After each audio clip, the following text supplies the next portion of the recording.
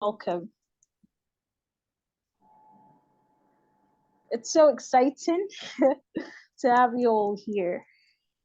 We've been planning this, and the joy in my heart just to see this whole thing come together. It's so exciting. It's really an exhilarating feeling.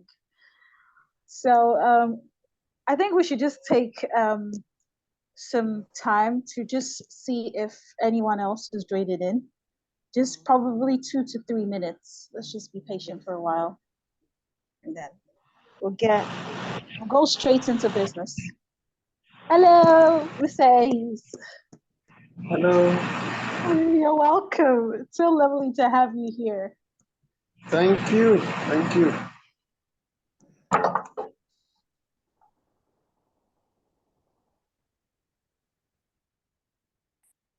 Okay, as the moderator have already said, let's just wait for a few minutes. At least some people can come in. Then maybe 15 minutes stop to start so that we can get the program. Okay.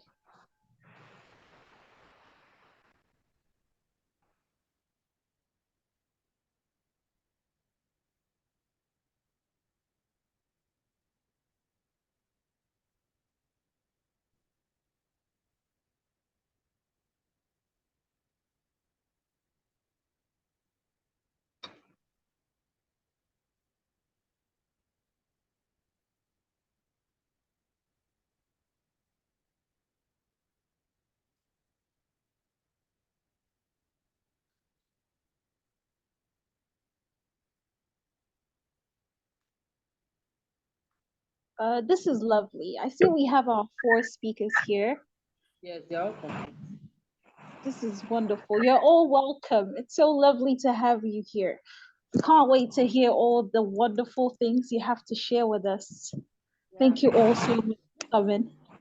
Good day, Tom, is here. Thank you very much for being here. I'm grateful. Hello, Idematam. Thank you for coming. Thank you so much. So let's just wait a little, and then in a few minutes, we will kick off officially.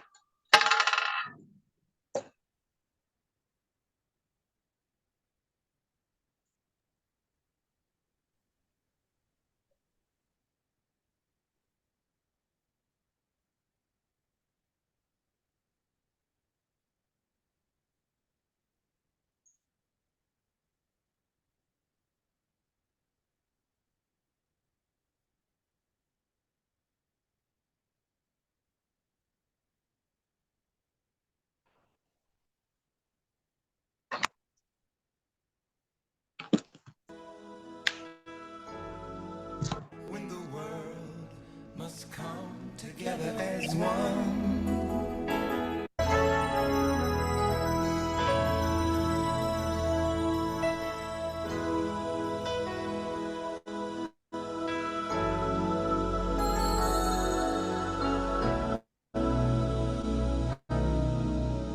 There comes a time when we heed a certain call, when the world must come together as one. There are people dying. Oh, when it's time to lend a hand to life, the greatest gift of all. We can't go on pretending day by day that someone somewhere will soon make a change. We all a part of God's great big family. And the truth, you know, love is all we need. We are the world. We are the children. We are the ones who make a brighter day. So let's start giving.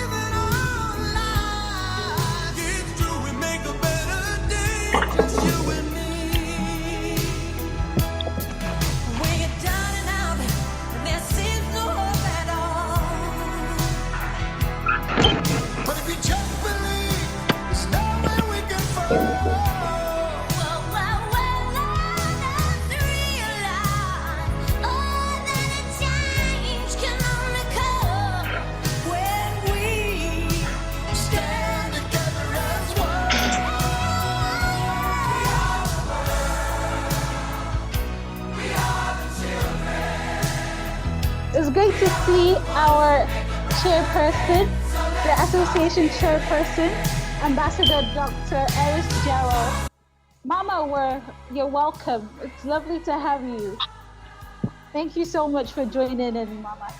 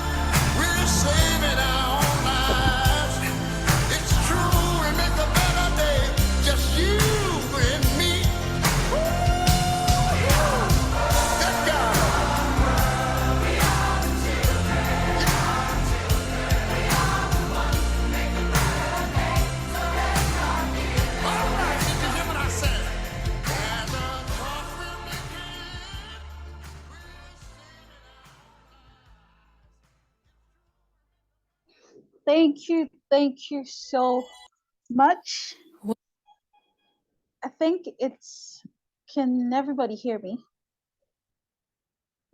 Yes, can hear you. Great. So I think it's about time we started.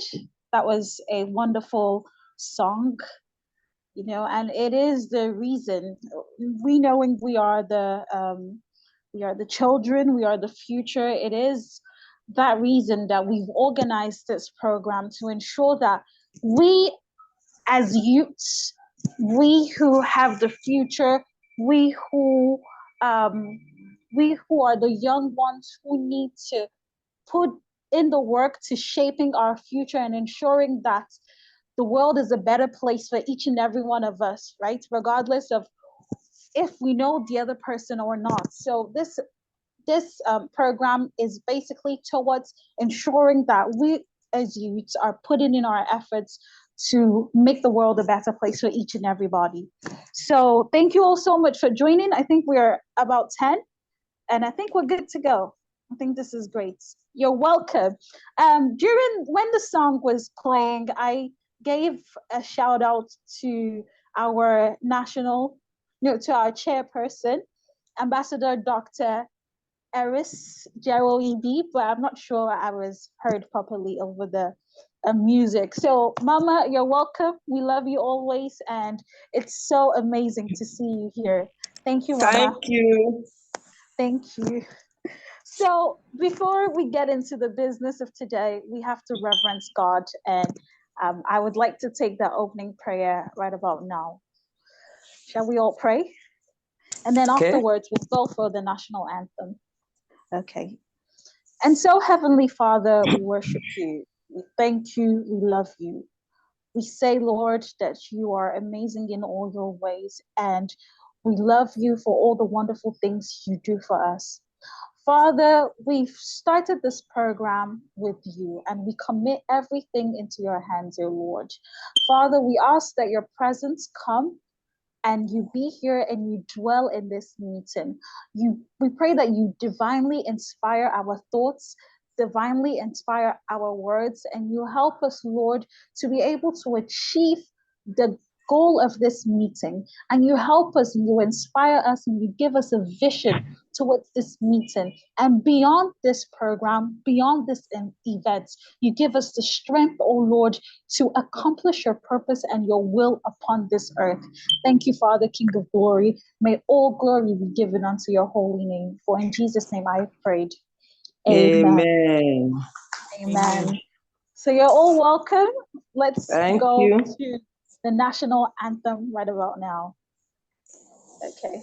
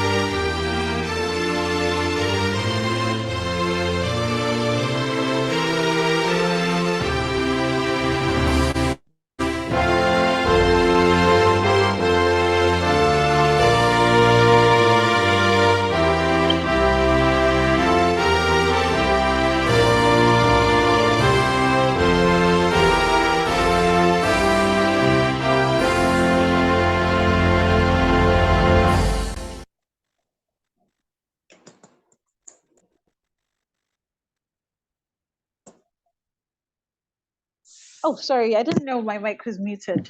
So, like I said, cheers to our wonderful country. Now, let's move on to the next item for today, and that is the opening address, which will be taken by Mrs. Scholastica. Sorry if I didn't pronounce the name correctly. Ekohwo. Thank you very much.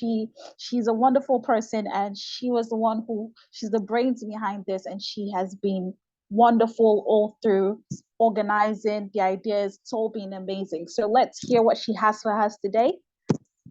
Mama. Yeah, good evening, everybody. Can you hear me? Yes, we can hear you loud and clear.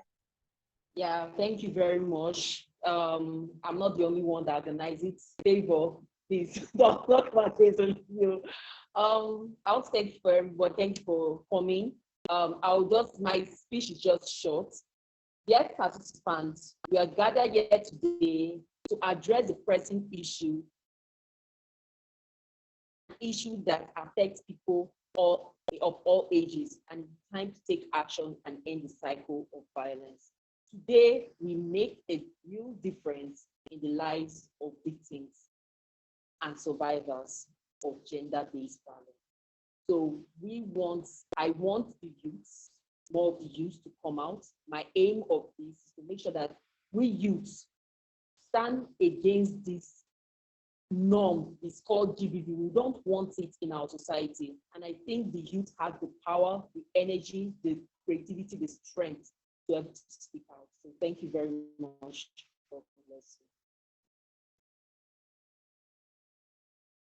Hey, but your mic is muted. Wonderful speech. Wonderful speech, Mrs. Scholastica. Thank you so much. And now we move on to the goodwill address by our Honorable Ambassador Dr. Eris Jewell. Iwi. Mama,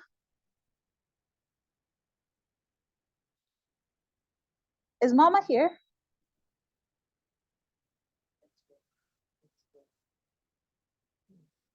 I think we lost her. The network is gone. No, she isn't.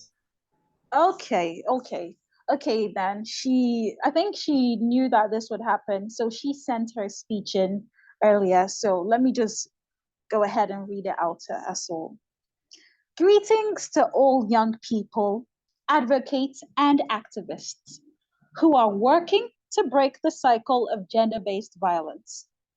Your energy, passion, and commitment are truly inspiring, and you are making a real difference in the lives of women and girls. Keep up the good work.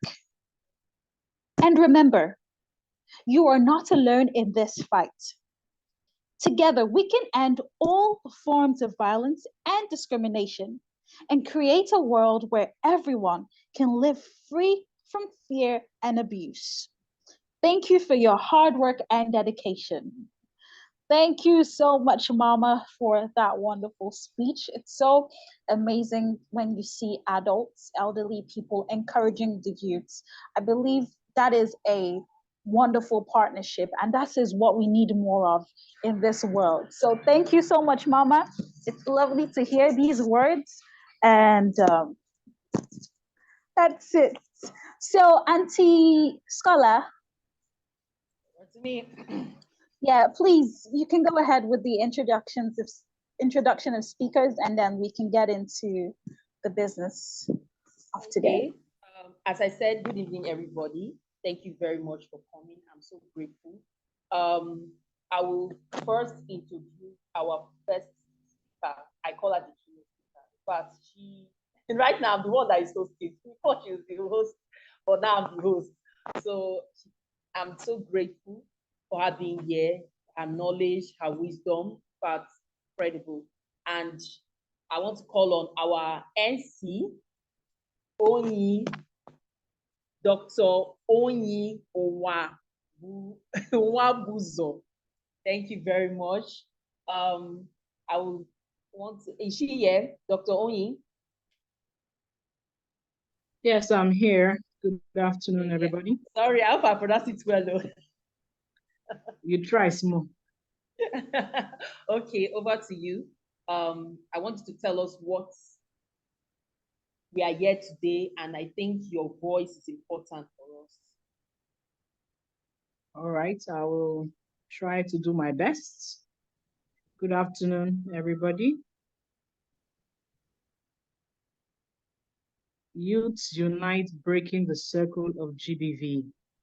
Now, this is a keynote speech by the National Coordinator, Association Against Child Sexual and Gender-Based Violence, Youth Wing, at a virtual meeting themed Youths Unite Breaking the Circle of GBV, organized by Working Fingers International in collaboration with Women Inspire Foundation as part of the UN 16 Days Activism of Gender-Based Violence, held on the 9th of December 2023.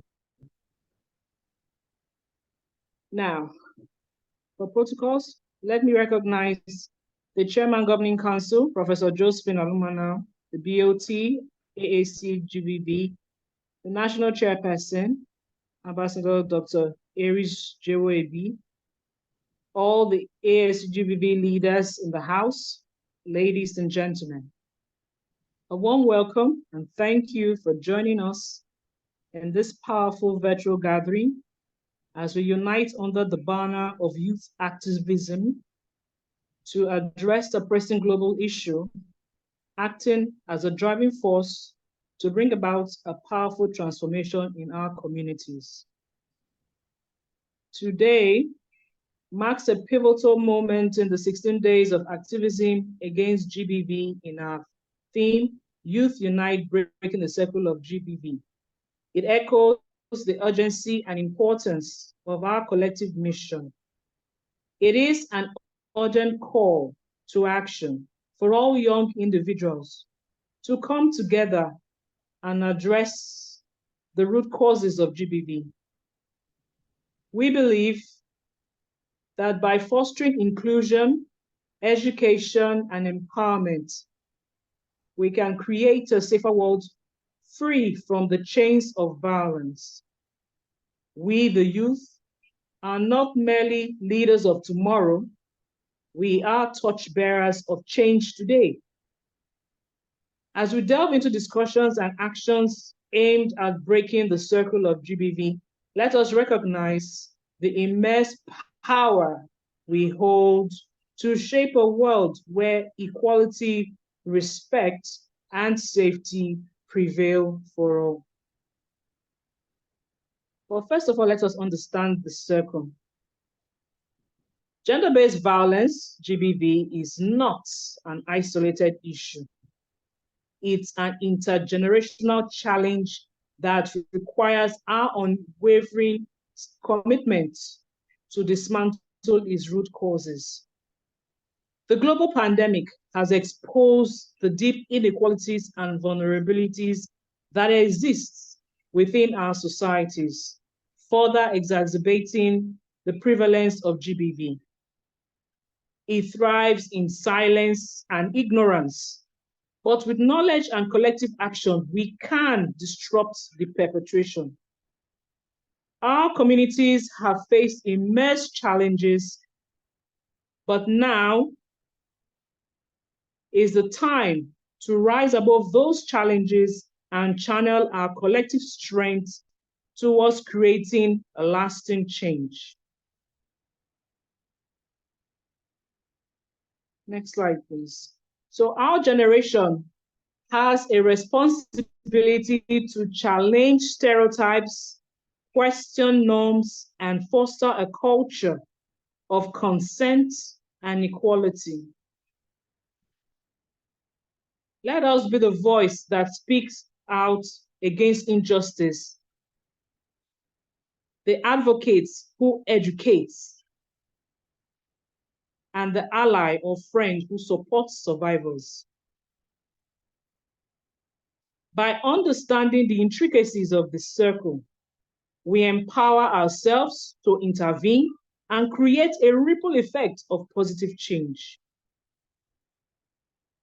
By organizing the virtual youth program, we aim to provide a platform for young voices to be heard and amplified, allowing our concerns, experiences, and visions for a violence-free future to shape the discourse.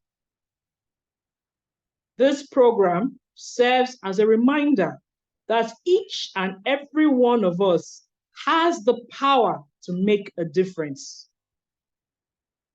Furthermore, we must recognize the critical role that youth-led organizations and movements play in building a society free from gender-based violence. It is through tireless efforts of young activists that we see glimpses of profound change. By supporting and amplifying youth-led initiatives, we can strengthen our collective impact and pave the way for future generations to thrive in a world without violence.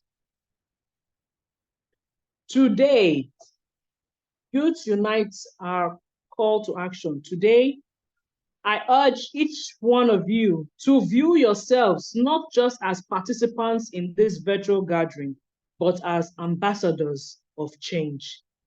This experience should be a catalyst for action.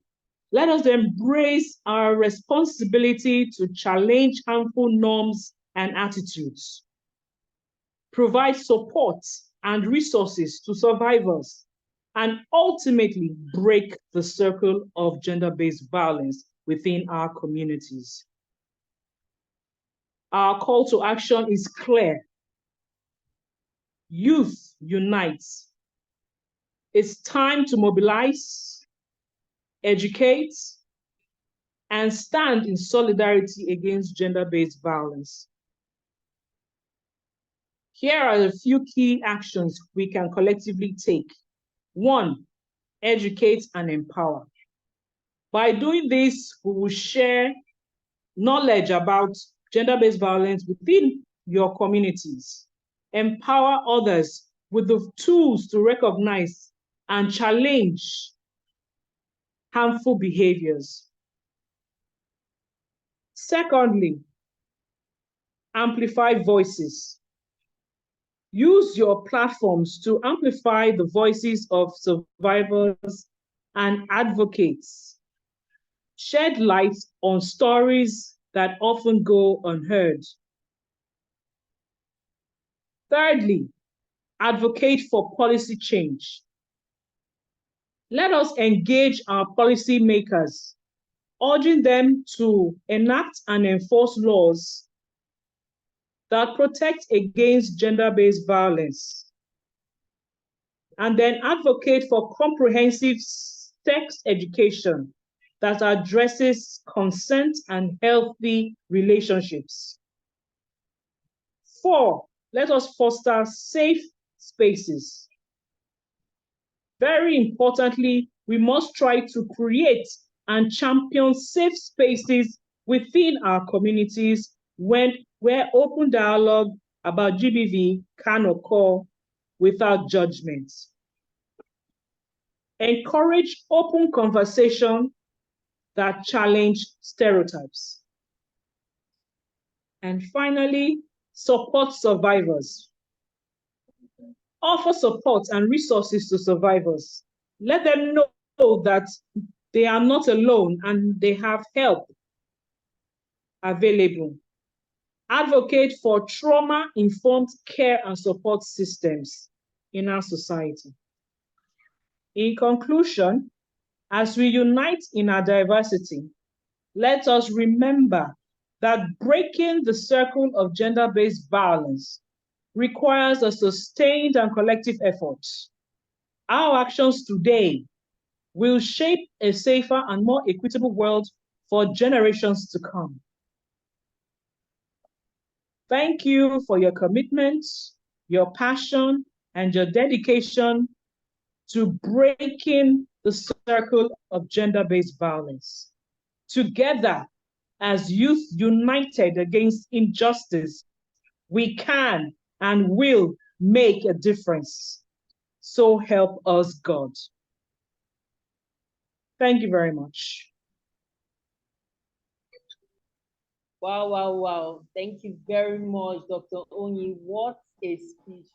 Not expect nothing less from her. Thank you so Thank much. you. Thank you very much. Please, can we use our emojis to give a clapping hand? Yes, so Thank you. Thank you. That was a very beautiful one. Thank you, ma'am. thank you. That was amazing. Thank you. I call on the next person. She's a vibrant. When I first saw her at our training, she's a vibrant person. She's outspoken. I love the way she does her thing.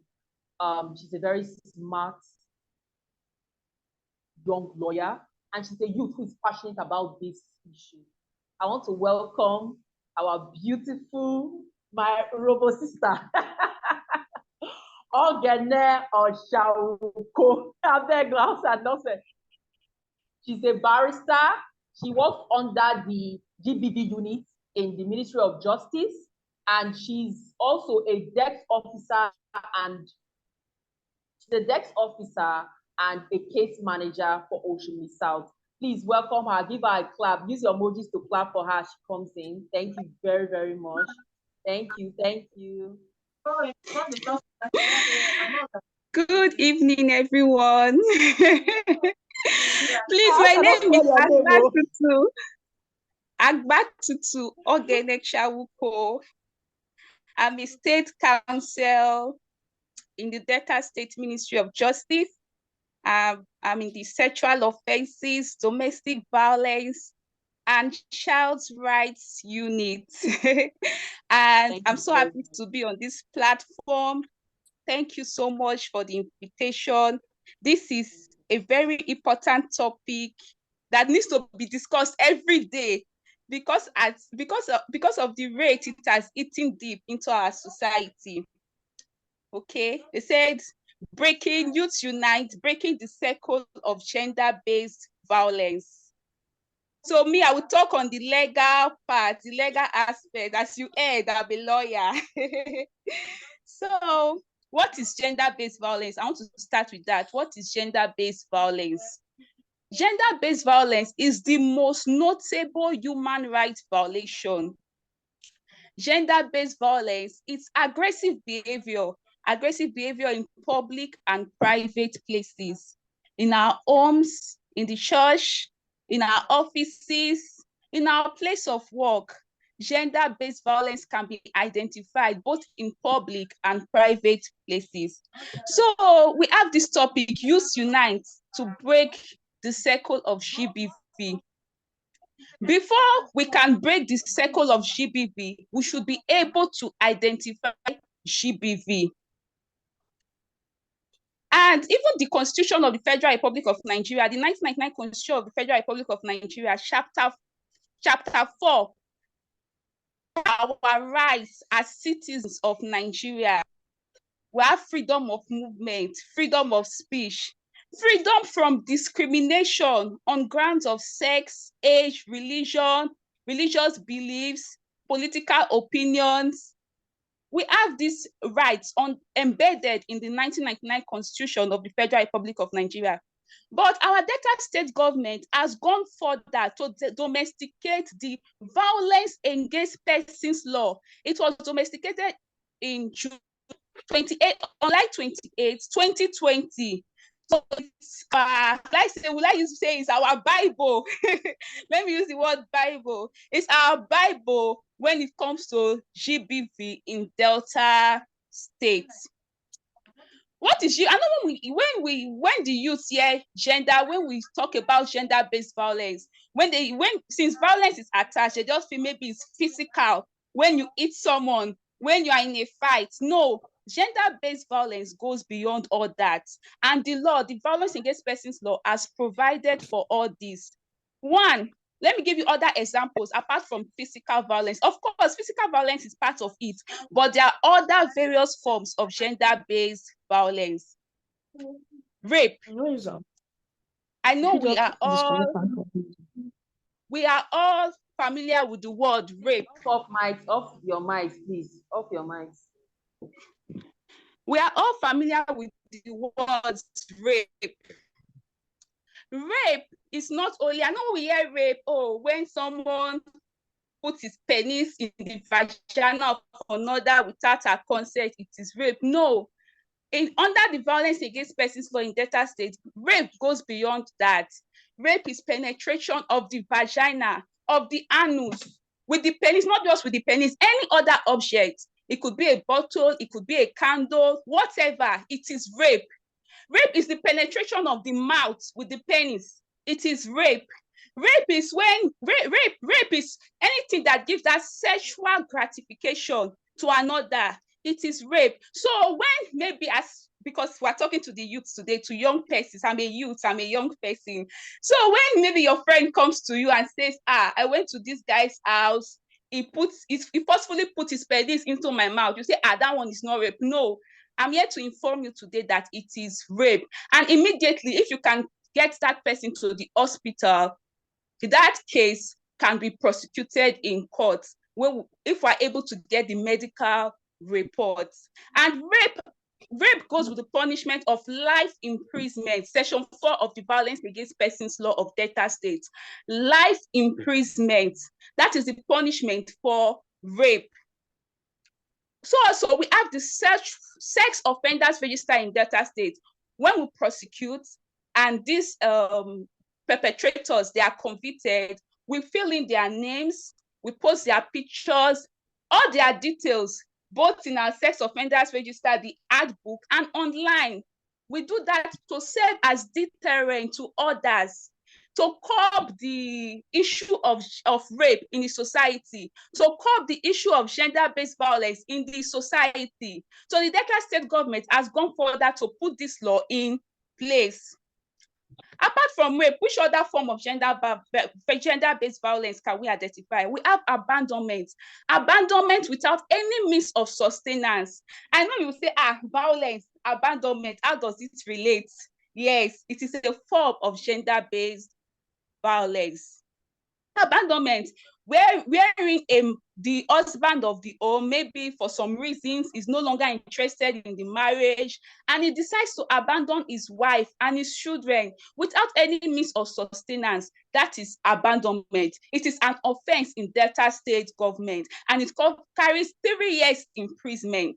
So when you see cases that it could be your sister, it could be your neighbor, it could even be your mother, that your father has abandoned without any means of sustenance, it is an offense under the Violence Against Persons Law, Delta State. We see these cases every day. Women come to our offices complaining. My director, P.U. Akamaguna, the director of sexual offenses, whenever she's giving a talk on, she will say, when the men have seen peperempe outside, they now abandon the wives they have at home. It is an offense, and it is a punishable offense in the Violence Against Persons Law, Delta State. We also have stupefying. These days, you say, oh, your girlfriend will just come, let's go to this guy's place. As a youth now, talking to the young persons, you go out. Maybe you were, before you got there, you did not know that they had a substance. Some people even use injections, so we inject it into your drinks. And before you know it, you drink, before you see yourself, maybe you are awake the next morning or later in the day, they have had sexual intercourse with you. If you can get us the glass of that drink or the bottle, whatever it is, we will prosecute the matter. So the purpose of this program, this program today, is to get you informed on the various forms of gender-based violence, so that when you see it, you'll be able to identify it. This gender-based violence is not only for married persons, like I spoke previously about abandonment. If you have been in a relationship with a man, you have been cohabiting, it's in any domestic, it includes domestic relationship. You will not say, oh, this man did not pay my bride price, we did not do court marriage, so I cannot report. No, it includes domestic relationships. It includes those that are cohabiting. I just want to point that out. Then we also have female genital mutilation. I was in a tailor shop the other day in line with this 16 days activism. I was there, I was just talking to them about gender-based violence. And the lady there was like, that why would female genital mutilation be an offense? That it should be at the discretion of the parents. And I told her, no, it carries 4 years imprisonment under the law. And who are these persons? Will I say performing the act now? Or will I say, I don't know, the persons doing that circumcision, are they trained? What materials are they doing? These materials can even give the child a disease, can add to the child's, can endanger the child's health. So who are those persons performing this act of circumcision? Who are they? Are they trained? What do they use? Which materials do they use? So we must fight against it. We must fight against gender-based violence in the society. We must discourage talks, jokes on rape. I know as young persons, many of us, we watched this last Big Brother Naija, and we saw where a celebrity was saying that it will raise his sons, it would put money in their accounts, he's already putting money in his son's accounts, that when they are grown, they will run a train on girls. And you know what that means? And we saw the discouraging comments, the disapproval from citizens when he made that statement on national TV. It's an offense. Why would you want to raise your sons? Imagine you are putting money in their accounts. You are saying you will give them your cars just to run train on girls. We must not laugh at those jokes. We must discourage it. Wherever we identify them, we must discourage. We must speak against them. We must speak out. We must use our social media platforms to speak out. And in Nigeria, you know, when something is carried amongst the youth, they are ready to go all in. As youth, we are agents of change in the society. As youth, we can together fight against, we can break the cycle of gender-based violence. Another form of gender-based violence is this harmful widowhood practices. maybe in your community or in your home. You know, in African societies, when the man dies, it's the wife that killed the man. They will subject her to different forms of practices, all in the name of customary practices. Please, wherever you spot, wherever you see, please, it must not be someone related to you. You can help someone. You can prevent the death of someone. You can prevent trauma, someone from going through something that will cause the person trauma, psychological, what's the word now? Psychological damage for life. Please speak out. Please, we need your voices as youth.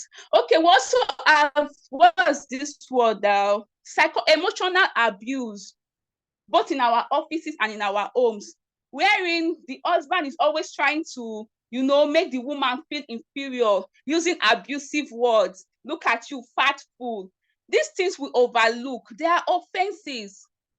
There are offenses under the law, There are offenses under the law. Section 16 provides for emotional abuse. And I think it's 1 year imprisonment, yes. Even in our offices where our boss may try to put us down, insult us, no, it is an offense. These rights, these provisions under the Violence Against Persons Law, they are to protect our rights as individuals, as humans. You know, while men and young boys suffer gender-based violence, majority of survivors of gender-based violence are the women.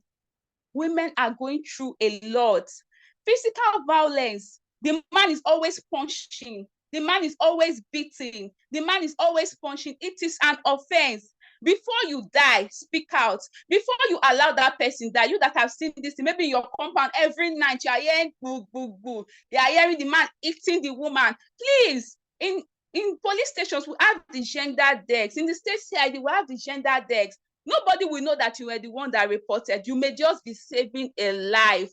And when you see it, please, if you cannot report, you can speak to the person. Maybe the person is not informed. Physical violence carries 10 years imprisonment. It's an offense under the Violence Against Persons Law. Please, we should all come together to fight against gender-based violence in the society. Isolation, like I said earlier, in African societies, when a man dies, they will say it's the woman that killed the man. But when the woman dies, nobody will say anything. Isolation, wherein a man dies, the next thing they will say, oh, you will shave your hair, you cannot come out for 3 days, or you cannot come out for 1 month. It's 6 months imprisonment. It's an offense. Why would you subject a woman? She's a human being to go through that, I don't know, I would call it archaic practice, barbaric practice, an offense under our laws. We must be informed on these provisions under our laws. Thank you. You're welcome. Thank you so much, Ram. So we need to move on. Okay. Thank you so much. If you can just 2 minutes. We must 2 minutes. Thank you so much. Yes, we must discourage sexist and discriminatory languages. We must report issues when we see. Don't say it's not my business. Please speak out. See my cap. It's my cap. Speak out. When you see something, say something. Help your neighbors. It may be your sister, it may be a friend, it may be a cousin. Help them. Within the space of 1 year, Delta State government has recorded 20 cases on rape. And the survivors of this rape, they are children between the age of 1 to 12 years old. In schools, there was one, anytime the girl is going to ease herself, the teacher will follow her and finger her in the toilet. She's just 13 years old.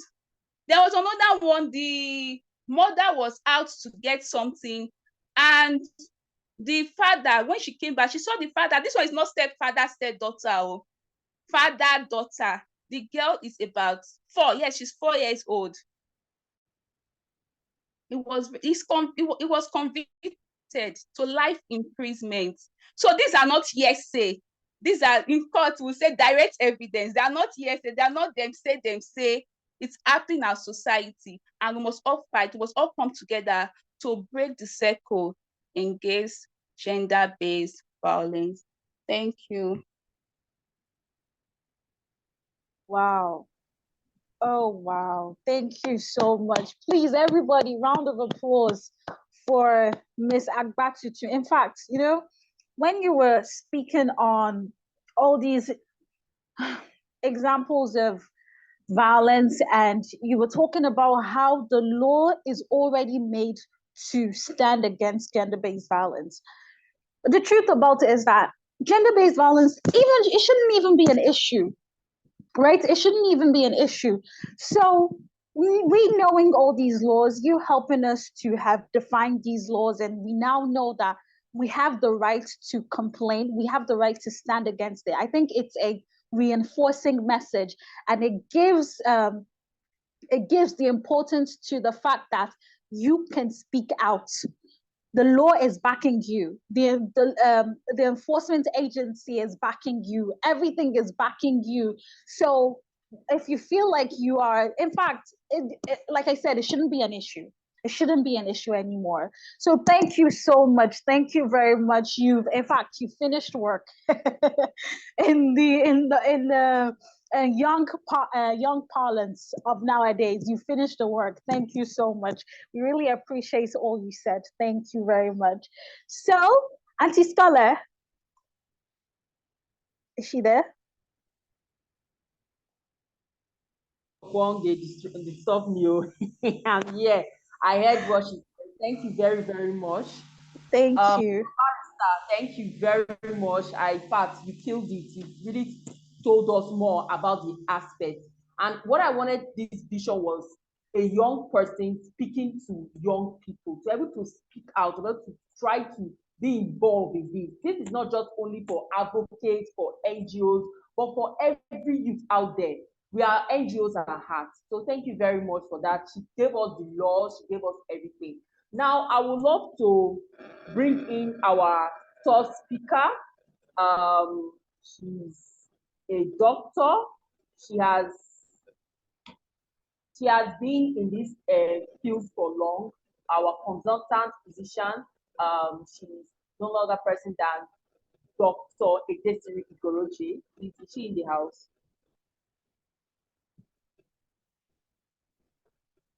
Dr. Edesiri Igoroje.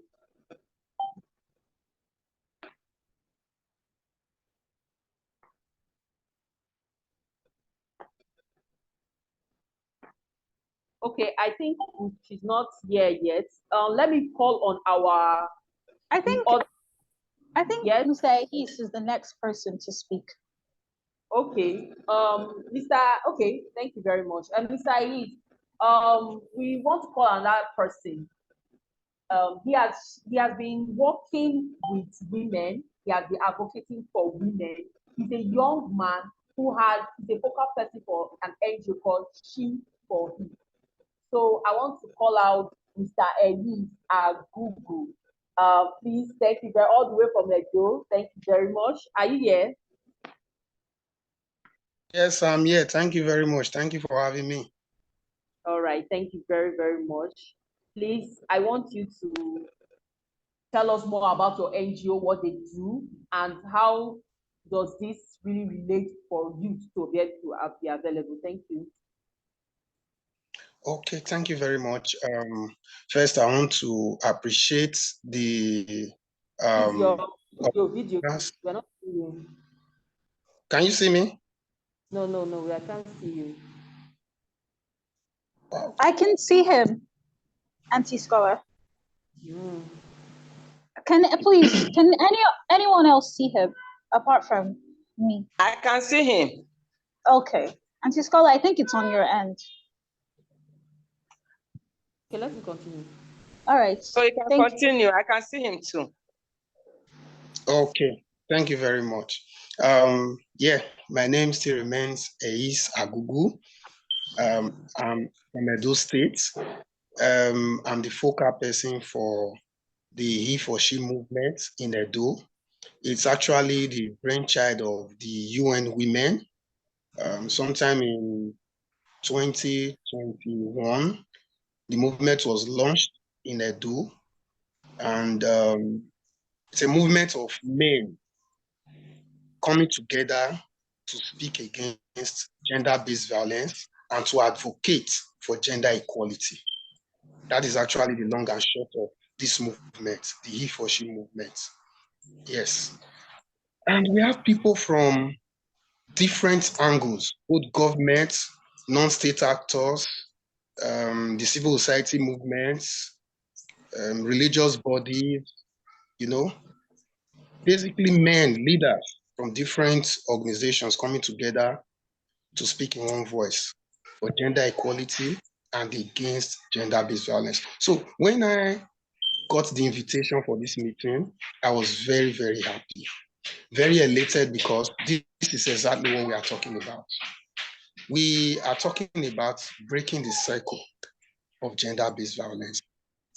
And for us, it is beyond just talking and talking. We want people to take action. Because the truth is, gender-based violence is killing people, especially women and girls. So if we don't take action to kill it, it will obviously kill us. That is why we must talk and act. I love the saying that when you see something, say something, but it shouldn't end there. Say something and act. I was very happy when the lawyer, the previous speaker, in fact, every other person that I've spoken before, you've actually nailed it. You have already said it all. That is why I will not delve more into defining GBV and all of that. It has all been said before. We already know what it is. But one thing is true, that GBV is one of the most prevalent and persistent issues affecting 1 in 3 women and girls globally. It greatly impacts the long-term health and well-being of survivors of violence. Not just the survivors now, their families, and even the people living around them, their neighborhood and the community. I always tell people that when you say, for example, in a compound now, you always hear about one disturbing noise all the time at night. Probably someone is always crying, someone is always shouting. And you are just there, like, in our local parlance, in Okosami, now they know. What if that person lost his or her life? Let me use that word now. Because when we say gender-based violence, yes, it could happen to man, it could happen to woman. We have handled cases where little boys were raped by adults, men, you know. What if it happens that this person died? And that will now be the time you will now come out to say, every night I always hear how this man always beats this woman, how this man always inflicts harm on this woman. Why didn't you take action then? Why didn't you act then? So that is why I'm very happy that we are talking about this today. And I'm also using this medium to supercharge the people that are listening to us right now, that GBV is an umbrella term for harmful acts perpetrated against a person based on their socially ascribed differences between females and males, you know. So you as a man, wherever you have heard that, or you have seen somebody perpetrating these acts, please speak up. We must kill GBV, else it will kill us.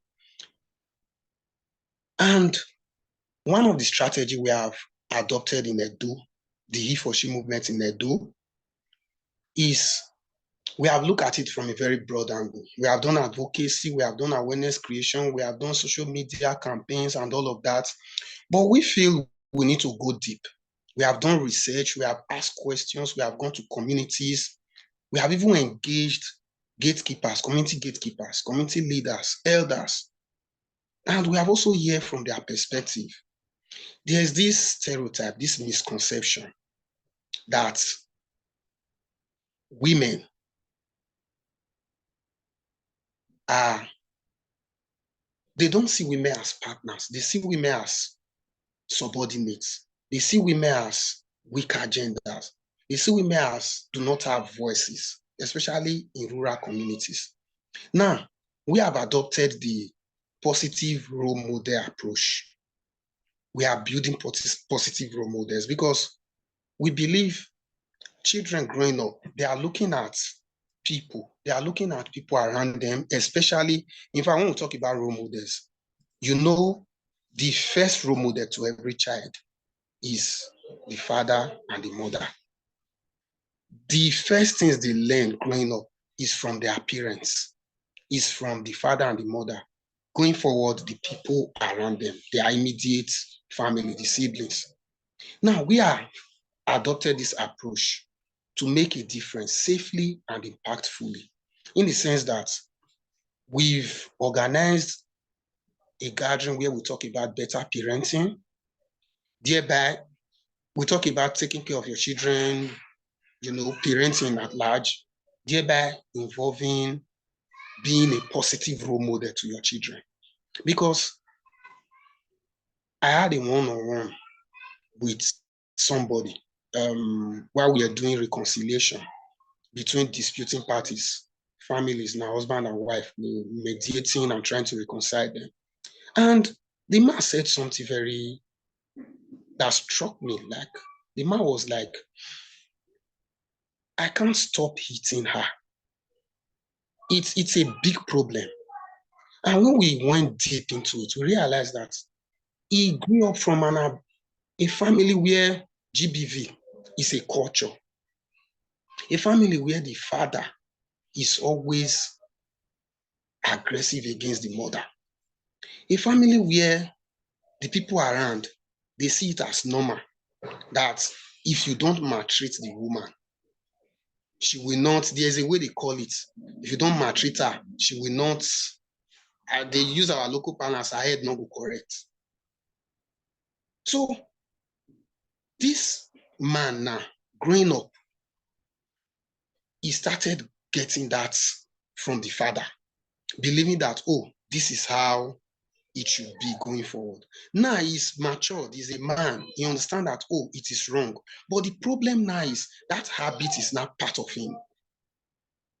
So with that alone, we have realized that we need to catch these people, especially children and adolescents. We need to catch them young, between the ages of 10 to 17. We need to start talking to them, start teaching them. You that is a caregiver, you that is a parent, a father, a mother, it is your responsibility to play that positive role model. Be a positive role model to your children and those around you. We recognize that behaviors of young people, in fact, recognizing that is the main thing. Recognizing that behaviors of young people are influenced and shaped by adults, caregivers or carers, as the case may be, and influencers around them, your neighbors, those you look up to, those you aspire to be like. That is why we targeted this campaign towards parents, families. In fact, we are looking at, or I should say, violence itself does not start like it will just start on its own. No, it grows. Violence grows. In fact, past generations, they believe that corporal punishment and discipline is the best way to raise a good child. So for us, we are trying to correct that misconception.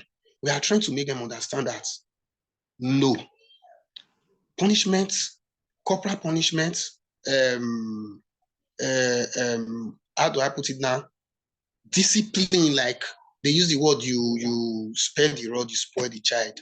It's not the best way to go. Why not have a discussion with your child?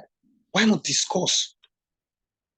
Okay, for example, there was one community program we did, an intervention, one of the rural communities, where we try to make them understand that there is need for elders to give equal playing grounds to both women and men. And they told us there's no way it can happen because, in fact, women cannot even pray in their gathering. That in its sense, it's a form of GBV. So there are so many forms of GBV that we must stop. And the circle is still going. Children in that community, youths are in that community. They are copying from their elders and they are following that footstep. If we don't step in now to end it, it will remain. It will remain. So that is why I'm very happy that we are having this conversation. That is why I'm very happy that we are discussing this, and just to also make them understand, like the lawyer stated, there's a law. There's a law that can be invoked against people that are actually perpetrating these acts. The Violence Against Persons Prohibition Law. Thank God the law of states, especially the southern region of Nigeria, South, especially the South zones, we have actually adopted that VAP law.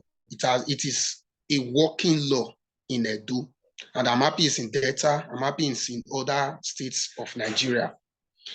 So it's something we must actually take very seriously.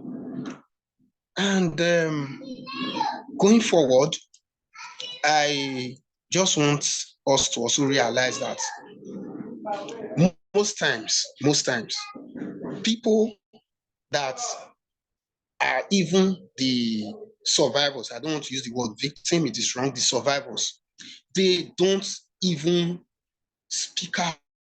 This culture of silence is really, really affecting us. It's a major challenge in breaking this circle. So we need everybody to unite. That's why I love this team. Unite to break this circle, unite to stop GBV.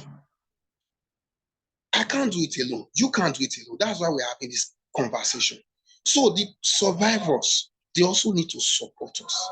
We did a case a few weeks ago where a man almost blinded his wife.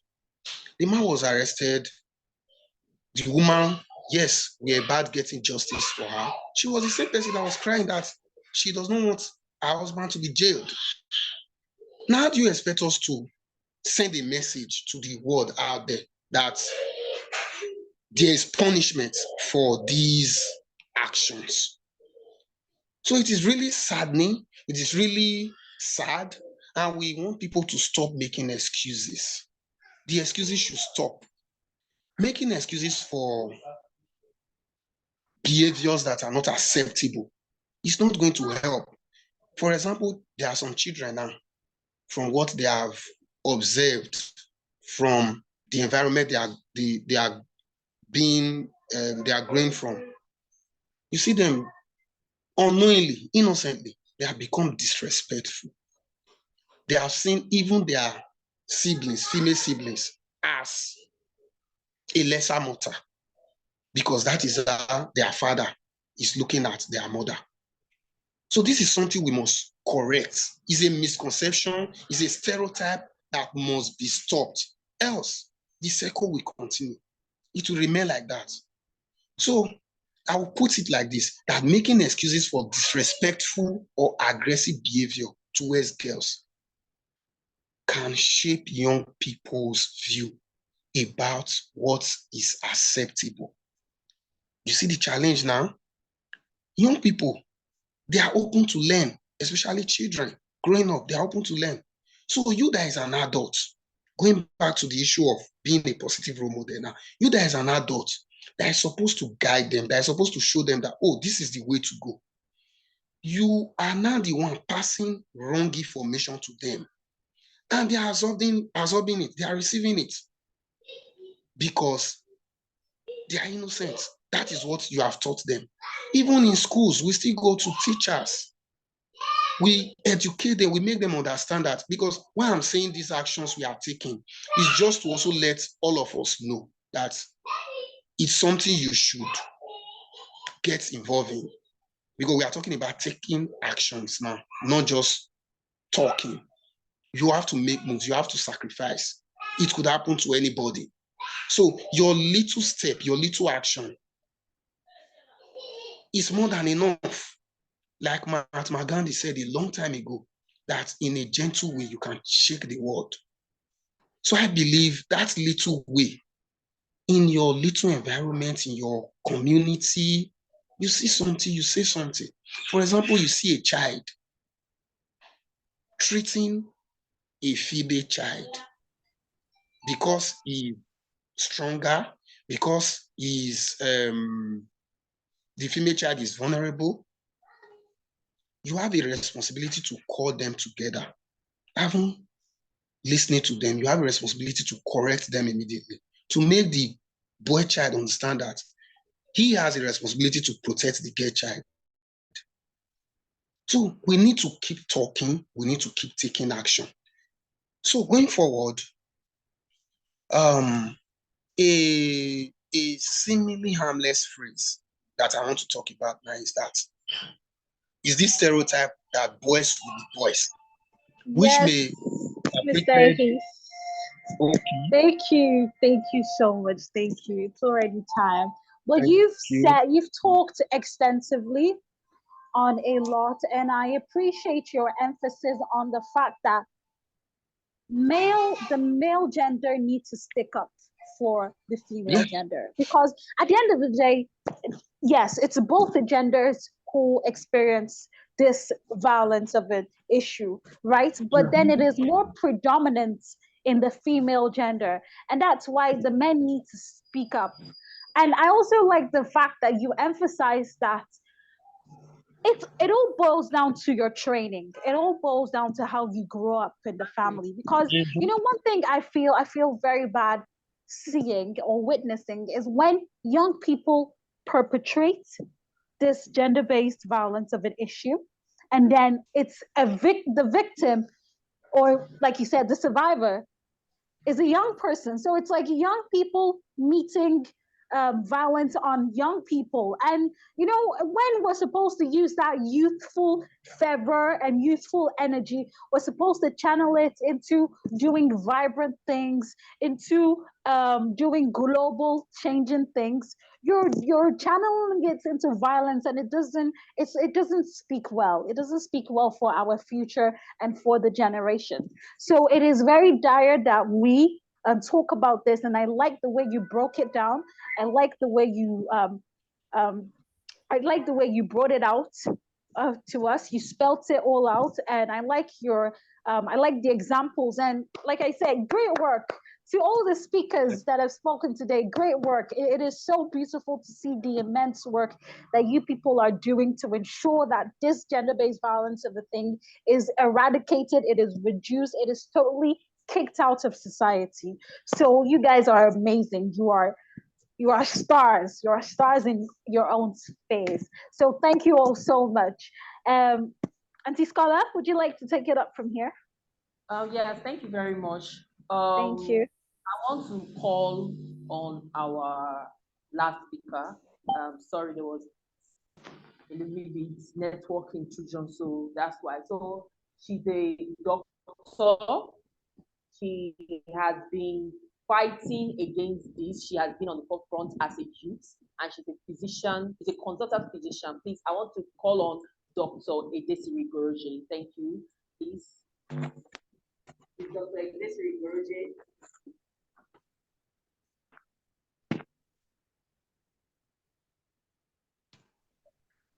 All right, thank you very much, Mrs. Kola. I hope everyone can hear me well. Yes, thank you very much for coming online. I'm very, very grateful. Sorry for the short notice. Thank you very, very much. All right, thank you. Okay, so good evening to all the guest speakers and all the contributions that have been made to this very important issue.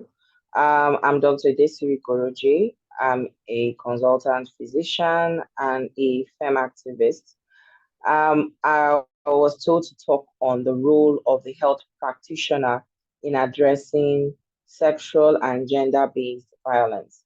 So I would like to start by saying that I'm going to be referring to all types of health practitioners out there, especially the doctors and the nurses, which are usually the first line to receive these patients.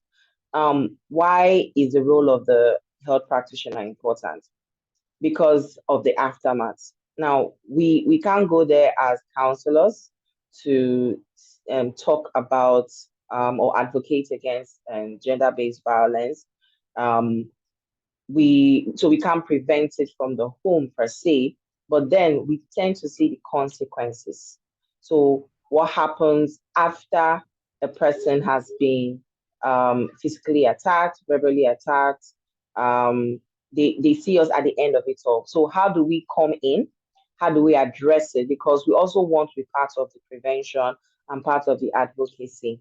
I would like to start by saying that almost 5 to 10% of the healthy years of a woman is lost because of effects of gender-based violence.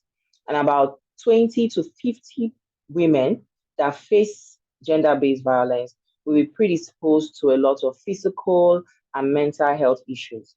So it's not just about when they are hit, physically assaulted, and they present to the hospital. There are lots more psychological issues.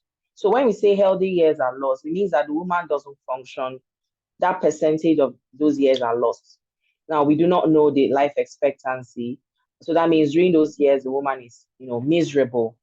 But let me leave that for now and go to the different issues medically that we experience with these women, which is another reason people should be more active in trying to address these issues, and that the survivors need to know that they cannot go back to such environment, because just because they survived once doesn't mean the next time will be better.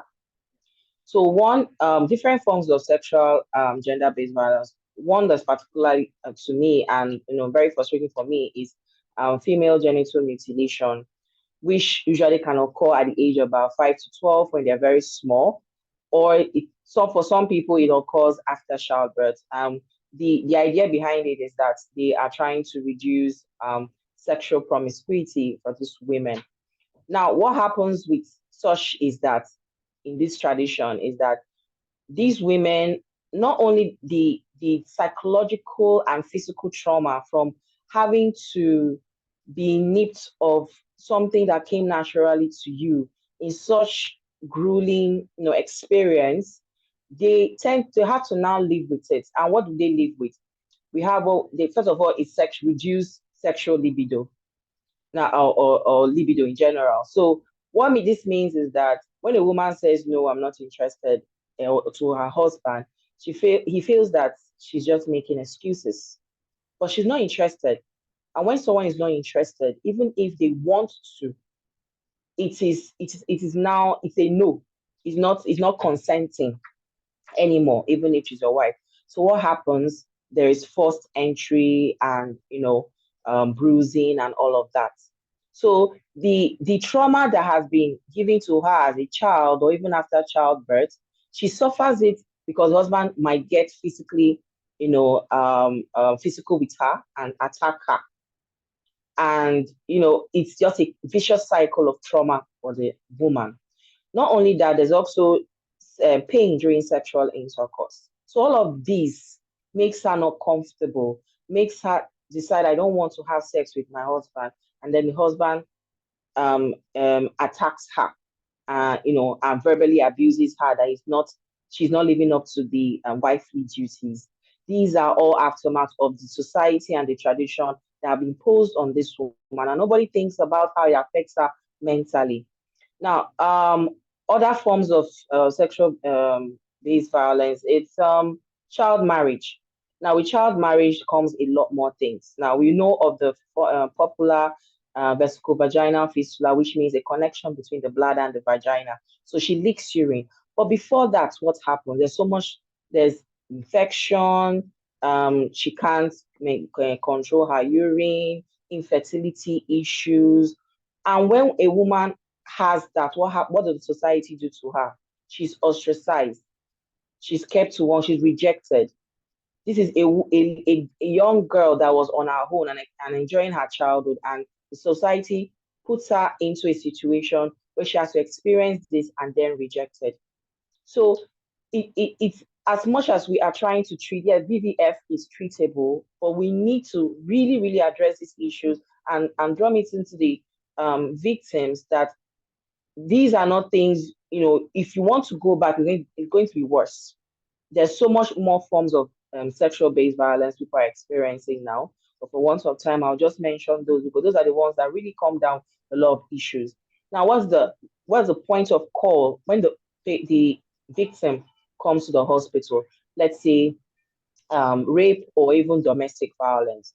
The first thing I want to tell to health practitioners that they should show empathy. Now, empathy makes these people, they encourages them to report. Now, if you as a health practitioner say, what did you do? There are certain terms you use when that is if it's obvious, because some of them might not be obvious. So someone comes to the hospital and there's a hit to the head. Now, as a woman, as a wife, my job is, okay, this is trauma. What happened? She might not want to tell you what happened because it's busy. People don't like to, really, women don't like to talk about that. As much as people say, there's the feminist thing, we like talking about gender. Women don't like to talk about how, they are attacked sexually and physically. So you want to, when you see that, you have to have a high index of suspicion. And in a very busy and understaffed, a hospital, it's very hard. But sometimes you really can see some telltale signs from experience and due training. So one thing is to show empathy. So when you find out that this person has been sexually abused or physically assaulted, the very important thing is to remove them from relatives, the husband, no matter how, even if it's not the husband's that meted it on her, remove them from and excuse them and ask them the personal questions. Don't be asking them right in front of them. They are always going to say no. So empathy, so confidentiality as well. I mean, our job comes with the confidentiality. So it's not something you want to, say online or crowd gossiping to others or let other, patients that are in the hospital know that this person is experiencing this. So it involves a lot of training. Yes, we are trained to have confidentiality for our patients, but not everybody understands the sensitive nature of sexual-based violence. Now, when we create sexual-based and sexual and gender-based violence centers for victims by the government, I want to say that sometimes we health practitioners are not directly involved in the planning or the creation, because you can't just pick anybody you like and put there. You have to put somebody that understands, has good training, knows how to speak to these women, because that's where they can also prevent. When the victim comes to us, it's like a secondary prevention. We if the person is trained to counsel, not just to check if there's infection, or the transmission of HIV, take blood for tests. That's not just where the role of the health practitioner comes in. There's a lot of counseling. And at that point, we can tell, because it is said that when the victim goes back to that same environment, he or she might be worse off than the first time. So we want to also encourage, at our own level, we want to encourage secondary prevention by speaking to these victims, and how you speak to them matters. I know some of them are not willing because, financial wise and all, they might not be too equipped to leave, but there are certain things that you tell them, especially for the children. Now, when girls experience families that have the domestic violence, they said that it increases their likelihood to have an abusive partner. So at that secondary prevention, you also tell them that this is also for your children. How would you like it if you after experiencing this, your child experiences it as well? So we must be involved in creating, because I know there are some sexual-based violence centers in the States. So I want to encourage that we properly train the doctors, not just to that initial testing, but proper counseling of these individuals. Also, why is important the health practitioner is involved in this is because about 20 to 50% of women will come down with different medical conditions because of being exposed to sexual-based violence. Let's forget, having to experience it during pregnancy. She loses her child, that psychological effect, the fact that she might even lose, her womb, which will now cause or have an effect to her reproductive organs, which will cause infertility issues. And what goes on there? It's the aftermath is also psychological abuse and psychological and anxiety and all whatnot.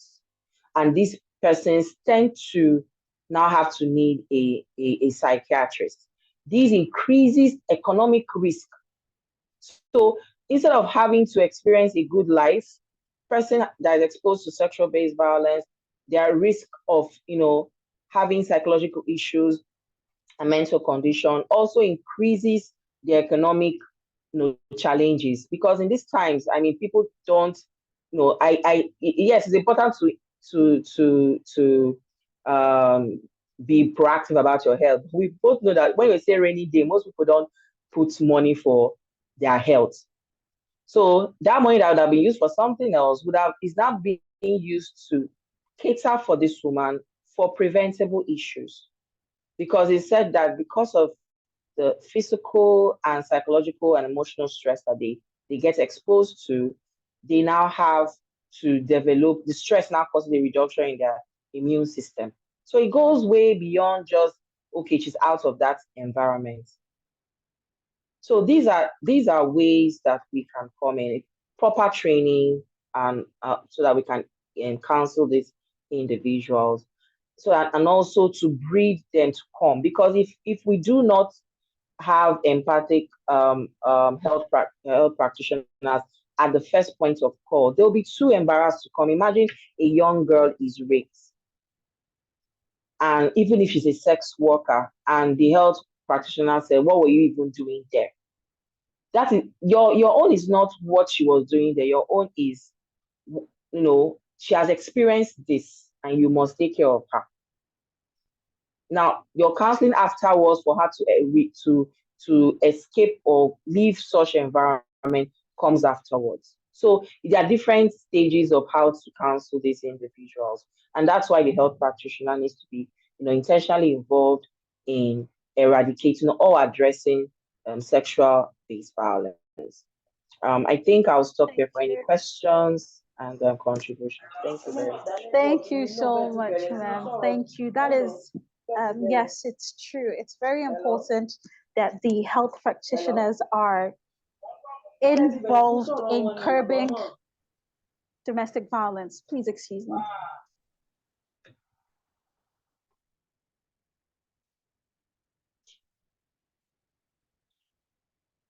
Before I want to know whether is there any questions for anybody to ask.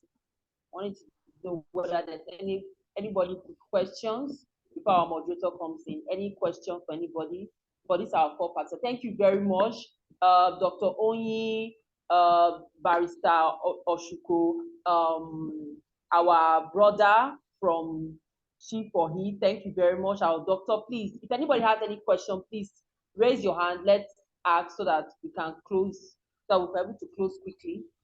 Thank you very much. Yeah, sorry, let me just quickly finish before you ask your question. So sorry about that. Like I said, it is very important that health practitioners are involved in this because, they provide the care that is needed to help these victims properly take care of themselves. And, mental health, physical health, everything is involved. And there's something I took away from what you said. I think it was, you said it takes 10 years. I don't know. Can you rephrase that, Ma? Where you talked about how GBV takes about some number of years out of a woman's life? So 5 to 10% of the healthy years of a woman in her reproductive age is lost Wow. to sexual and gender-based violence. That if these women are exposed to that. So let's say a young lady of 20 something gets Yeah. married and start experiencing that at some point in time, 5 to 10 years for her will be stagnant because she's trying to get back the life she had before, or she's still trying to even find out how she's going to fit into this, very hostile environment. So it can Yeah. even be longer depending on the support that she gets. So we see that GBV actually is a very big issue that is eating deep into our society. And it is about time we actually get to the root cause of this thing and totally try and eradicate it, because it's a menace. It's totally affecting the system. Women, I mean, the young productive age when a woman should be agile, right? Because that's the prime of her youth, being able to have children, being able to take care of the family at that particular age when she should be agile and be productive. She should be able to travel and make a good use of her time. She can't, because she's focusing on mental, or she's dealing with some kind of mental abuse, physical abuse. She's losing strength, she's losing value, she's losing, it's really sad. So if we want to maximize our time as young people, we really need to collectively work towards making sure that this GBV is totally stopped, right? And even if it's not totally stopped, we reduce it to the barest minimum. I Sorry, agree please, with you. can we mute our mics? So we reduce it to the barest minimum, and it is only that way that we can really see a force of productive youths who are, we should be past that. So by the time we work together, we become past the issue of GBV, and we look on to the next. And what's the next? Building a good future for each and every one of us. We deal with politics, we deal with other issues that are eating into our society and community. So thank you all so much. All the speakers, you've been wonderful. Thank you very much. You've been excellent. Thank you all. Dr. Barrister Batutu, Dr. Desiri, Mr. Hehiz, Dr. Onyi, in fact, all of you, if you've finished work, like I earlier said, right? You've done justice to the topic of today. So is there anyone who wants to ask a question apart from me? Anybody would like to? Please signal if you just raise your hand so that I know. But then I want to ask a question, and I throw it to Dr. Onyi and Dr. Desiri. And this question, I think it's a big deal because there has to be a force of people working together, right? So the question goes, what can adults do to support youths in their efforts to end GBV? So Dr. Goroje, if you'd like to take it first, then Dr. Onyi. All right, so I would say, it's a very simple question, because the first is just to show example, and by showing example, it means in your index family, you are not expressing both sexual and gender-based violence. 2, you're not encouraging your boys to be boys. You hold them accountable. Especially when they do certain things. So I'm going to extract an example from a recent movie I watched, where some secondary school boys were involved in, raping. They rape girls. Okay, now the girls can't say, or some of them are bold enough to tell the proprietor, and the proprietor shuts them down, because these are the children that have been excelling in the school debates and winning them, awards. So that adult, as a proprietor, has shut the girls down. No matter how excellent academic performance is not, is not a reward for, misdemeanor. If they are found wanting, they should be held responsible. 3 is alcohol and drug abuse are usually ways that youth tend to get intoxicated and, express whatever forms of, violence on women. So as adults in health, we should increase advocacy against drug and alcohol, abuse. So I think those are the very, little ways we can start and then curb this. Just train our boys to be better and understand that hitting a woman there is no place for it. There is no place for it. I know that there are some exceptions, but there is no place for it. And understanding what consent is. Understanding what consent is very important because, and educating them right from the sex education is not something parents should shy away from. You should educate your child about sex, about proper consenting sex right early so that they don't tend to learn the wrong ways outside. Thank you very much. Thank you so much. Yes, sex education is very important. And, I think that's another problem in our African society because a lot of our parents don't want to be open about the topic about sex. That is the truth. And whether you like it or not, we need to have this conversation because if they don't learn it from the home, they're going to go outside and learn it. And the way they would learn it outside will be totally different from how you want them to learn it. So it's better you give them the talk now so that later on they don't fall victim of some wrong information.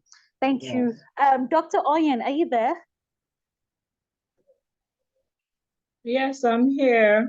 Okay, so would you It like has to been a rather exciting conversation, and I think my senior colleague there has said what I even had in mind. So I don't know what I want to add to that. As I still want to repeat, the adults can still try to help the youth in advocating for comprehensive sex education. It's very pertinent. We have to raise the awareness about the available resources for those affected by gender-based violence. It's a very important step in fostering a safe and respectful environment. She has said it all. Thank you. Thank you so much, ma'am. Thank you for adding your voice to this. It's very lovely to hear that adults back us up and, the advice you give us, I think it's very, very empowering. So before we totally round off, Omo Odiagbe, I think he has a question. Please, I give you 1 minute. Please ask your question and then Not 1 minute. Try to round up. Please don't Yes. Thank you very much. Not actually a question. You actually murdered my name. It's George Omodiagbe. Thank you. Sorry. I joined the conversation. Thank you. Sorry about No, I that. joined the conversation lately, but I was able to pick 1 or 2 things. Going by the last speaker on how we can actually eliminate this GBV. One thing, having worked in this social space for some time, I've discovered that there are a lot of factors associated with this gender-based violence.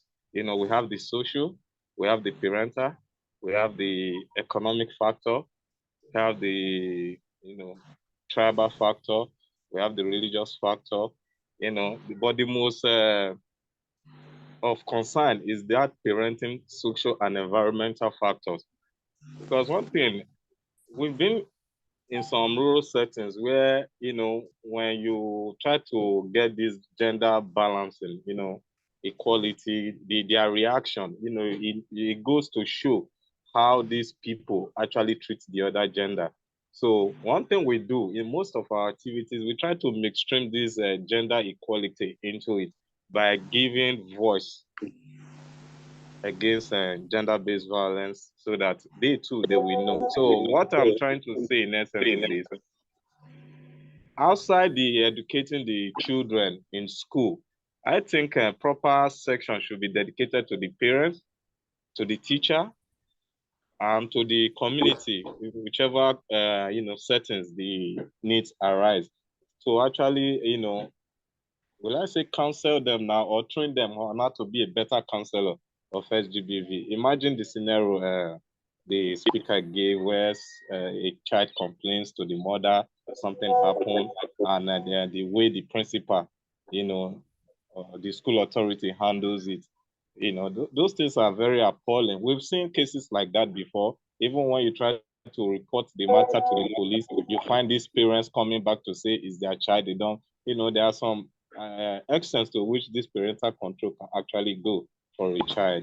And I think we are doing much. Like I said, just a contribution. I think we should look into these factors also to see how we can midstream them into our activities for a better zero tolerance on this gender-based violence.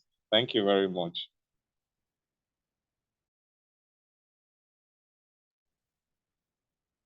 All right, thank you very much. Yes, I think sex, according to what she said, sex education is very, very important. Does anybody have any other question? Someone is raising his hand. Who is the person? Sorry. Person can speak, please. He's the one who just spoke. Okay, he's the one. All right. Yes, yes. And thank you, George, for that contribution. Thank you. Yeah, okay, let me also add my voice. Thank you, George, for joining us. Dr. Bright. Okay, sorry, I thought it was Dr. Bright. No, it was Mr. Ahis. Okay. All right, you can talk.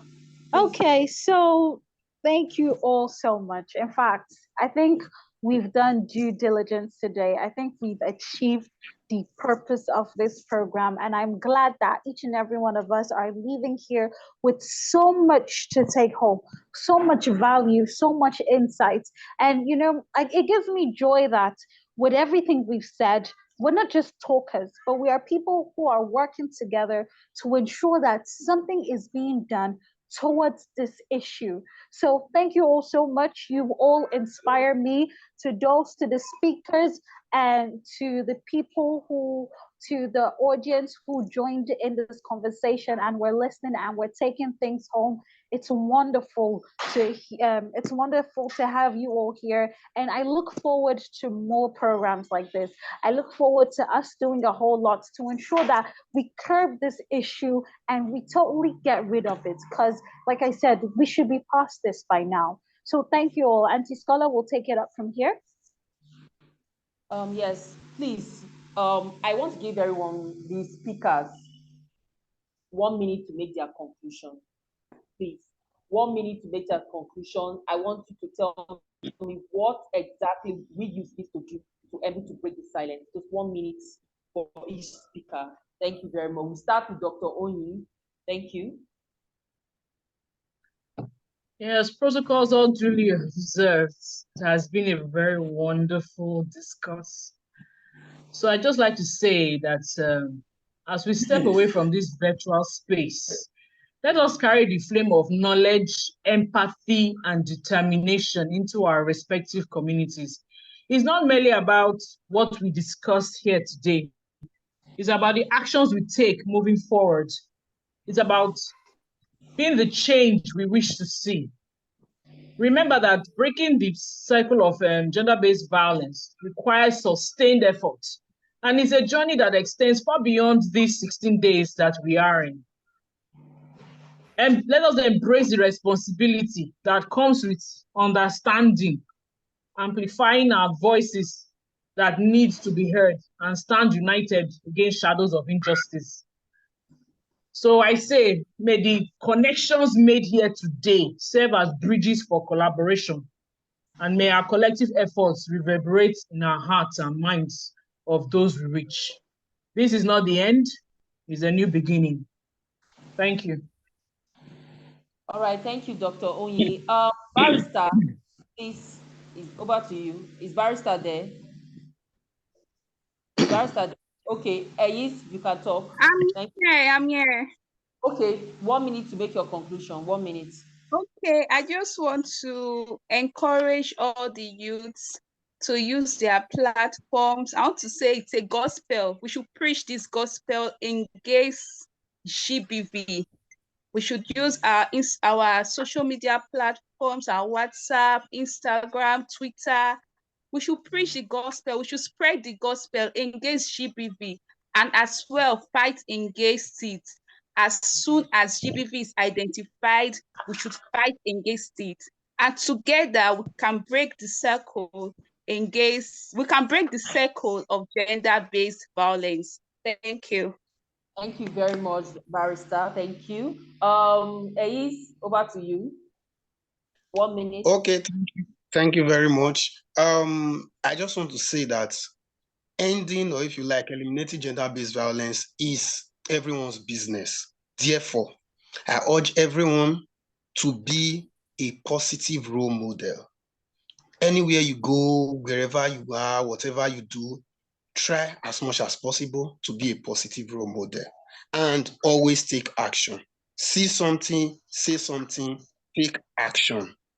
Thank you very much, and thank you for having me. And thank you to George Omodiagbe, my Edo brother. God bless you. Thank you. Dr. Siri, 1 minute. 1 minute for your conclusion. Okay. So first, I am very happy about the team because it says unite. So everyone has to be involved. And that means that we have to take sexual and gender-based violence not as a private matter, not as a family matter. It is a public health issue. And as health practitioners, at the level of secondary prevention, we should encourage empathy, confidentiality, so that we can help victims break the cycle. All right. Thank you very much, Dr. Siri. Say my vote of thanks. I want to really appreciate everybody. Dr. Onyi, my barrister sister, Dr. Siri. I want to give so much. Thank you very much for creating time to reach out to those youth, because my purpose of creating this is because we youth, we are not coming out, we're not speaking, we're not saying much. It seems we are hiding. Our mothers, our fathers we cannot fight any longer for us. They won't fight for long. So it is time for us to take that stand to fight against this. And I want to hand over, please, Dr. Bright there for closing remarks and prayers. Dr. Bright, are you there?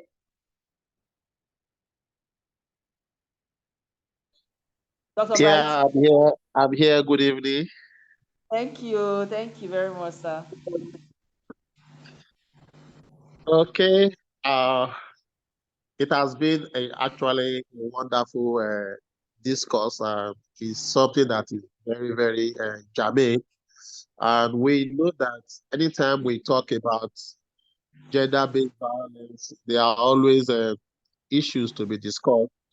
And we must keep talking. If we are going people to speak out, we must keep talking. And from the emerging issues, it shows that there is still plenty of work to be done out there. Like some of the speakers mentioned, it is not the responsibility of one person.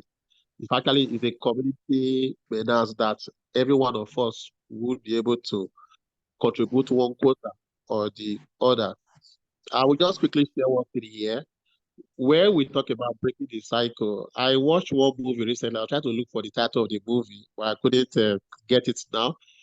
The movie was a man who was molesting the wife, and that molestation eventually affected the child. The child became something else. This man, somebody kind of told him, why are you venting your energy on your wife? Why don't you just vent your energy to go and become a soldier so you can go to war? So the man went to join the army. While he was there, he was realizing the importance of his family. But when he came back, the family was no longer the same. But the man now opened up to the son. I told the son that exactly what he was doing to the wife and the son, what was his father also did to him. In short, he killed his own father when he saw the father molested the boy. And the circle kind of continued like that. So for us as youth, the things that we are seeing in our homes, in our environment, that is not kind of appealing, it's high time we speak out so that we can get help, so that we will break away from that circle that is there. You know, deprivation will lead to poor education, poor empowerment, and eventually to vulnerability. And being vulnerable will again lead to deprivation and the circle continues. So we must find a point to break out from any of all those, to break out at any point in time so that the circle would go off. A whole lot is going around. We must keep talking about it. We must not wait till these 60 days of activism. Let's just keep talking the talk. I think I appreciate every one of us there. There is and so many other persons. There is we'll continue our E4She movement. We hope other states also buy into it. Some time ago, we had men against rape. You know, these are things that we must keep talking and talking about. So on this note, I want to say thanks to everyone. And which prayer am I going to pray now? That God will guide us. Dr. Bright. Okay. Yes, sir. I wanted everybody to on their mic, so we'll take a picture. Dr. Onyi, I think you will help us do that. I want everybody to on their mic. Yeah, sorry, their camera, sorry, to take a picture. Let's take a picture, please. Dr. Onyi, are you there? Everybody on your mic, on your camera. Let me see I your think picture. IT should be there. Daniel, Yes, I'm please here. snap us.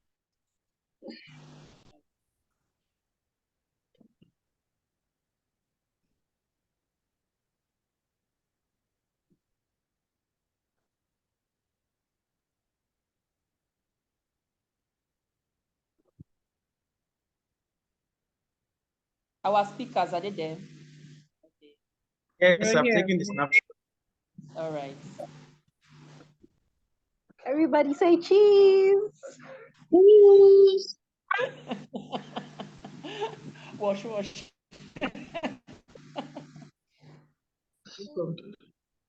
So can I pray now? No problem. Okay. Thank you. You can pray. Okay, Father God, we thank you. We give you praise. We give you adoration. We thank you for opportunity for us to come together to speak on this matters that has defied so many things. Even as we continue to speak, give us the grace and enablement to act, put our words into action so that these pedals of gender-based violence will be eliminated in our society in the name of Jesus. Commit our youth onto the able hands, give them the grace and enablement to speak out where they are. And where they want to make changes, give them the grace and enablement to make that change. As we go back to our respective activities, be with us, Lord, in the name of Jesus. Thank you for a successful 6 days of activity. For us to be coming to a close tomorrow, as many activities that has been lined out, let them be successful. Let's let me pray. Amen. Amen. Favor, I want to thank you very much. In fact, you are a good moderator. Thank you. Nancy, I didn't know Nancy, our case study manager for Oshimi, for Warri, Very sad, ma. Warri South, thank you very much for coming. I'm grateful. Thank you very much. And I want to thank Favor. Thank you so much. You did a good job as a moderator. I'm grateful. Thank you. Thank you for this program. All right, everybody. Good night. Okay, bye. Bye.